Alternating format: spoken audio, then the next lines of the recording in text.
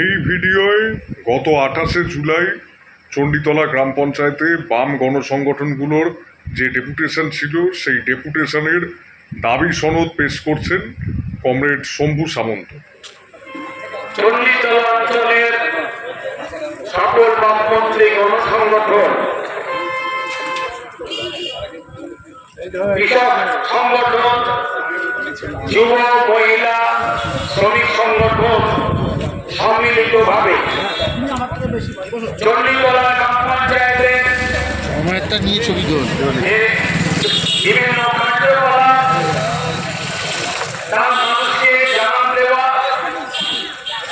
এবং বিভিন্ন যে পরিকল্পনাবিহীন কাজ সরকারি নিয়মকে পরামর্শ দিয়ে যেভাবে দুর্নীতির পাহাড়, সেই সকল বিষয় তুলে ধরার জন্য, জানান দেওয়ার জন্য আজকের এই যে পরিষেবা। এছাড়াও 11 দফা দাবির ভিত্তিতে এই 11 দফা দাবি যা এখানে দাঁড়িয়ে সংক্ষেপে বলা দরকার, তারপরে আমরা ডেপুটেশনে যাব। প্রথম হচ্ছে আমাদের দাবি, আমাদের মাইকে আবার যতটুকু যাচ্ছে সকলে শুনবেন। 100 দিনের কাজ, যেটা হচ্ছে লাল ঝান্ডার কৃতিত্বের ফসল, লড়াইয়ের ফসল, সেই 100 দিনের কাজ আইনে পরিণত হয়েছে। সেই কাজের বকেয়া মজুরি প্রদান এবং এখন যা ঘোষণা করেছেন 120 দিনের কাজ করতে হবে, এটা হচ্ছে আমাদের 1 নম্বর দাবি। তার সাথে সকলের জানা দরকার, তথ্য আমাদের কাছে এসেছে, শুনলে অবাক হয়ে যাবেন। 2022-23 আর্থিক বছরে, তার আগে করোনা কালে যখন মানুষ বেরোচ্ছে না, তখন এই চণ্ডীতলা গ্রাম পঞ্চায়েতে ঠিকাদার কন্ট্রাক্টর তার নামে এবং বেনামে 1,77,70,798 টাকা কাজ হয়েছে, এফপিও জেনারেট হয়েছে এবং 3টে কোম্পানির মধ্যে 2টো হচ্ছে ভুয়ো কোম্পানি, 2টো ভুয়ো হচ্ছে কন্ট্রাক্টর। এবং শুনলে অবাক হয়ে যাবে, আমরা ফিরাসি বলবো কিন্তু শুনলে অবাক হয়ে যাবে।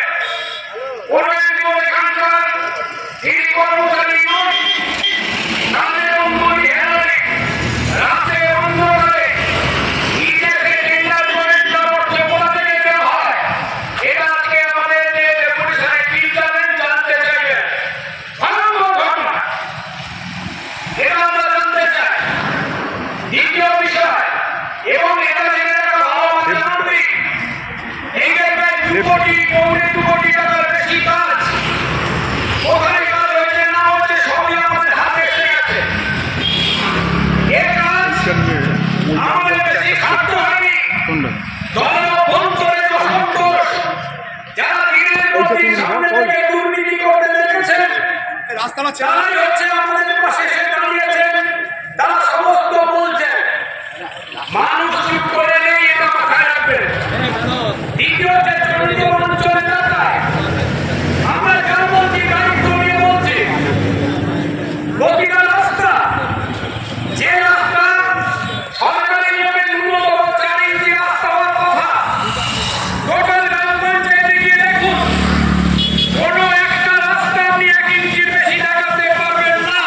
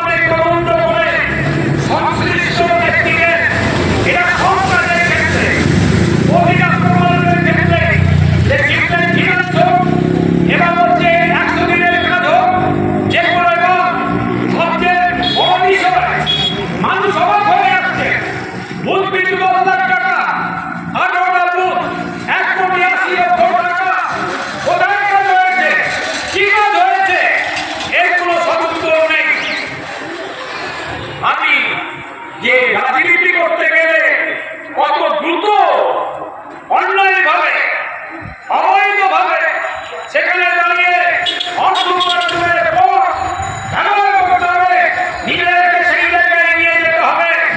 আবার তারাই সন্তানদের বলবে যে তোরা মানুষ আদর্শবান মানুষ, এ কখনো হতে পারে না।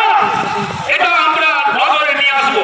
আমাদের প্রতিশ্রুতি চাই, তদন্ত করতে হবে। 2024-25, 2025-26 সালের আবাস প্রকল্পে কারা ঘর পেলেন তাদের তালিকা জনসম্মুখে টানাতে হবে। যাদের ঘর সম্পন্ন আছে, টাকা হবে, তাদের দ্রুত অর্থ বরাদ্দের ব্যবস্থা করতে হবে। সমস্ত সামাজিক প্রকল্প, অন্নপূর্ণা ভান্ডার, বার্ধক্য বিধবা, এবারে যারা বঞ্চিত প্রতিবন্ধী, আপনারা শুনলে অবাক হয়ে যাবেন। চণ্ডীতলা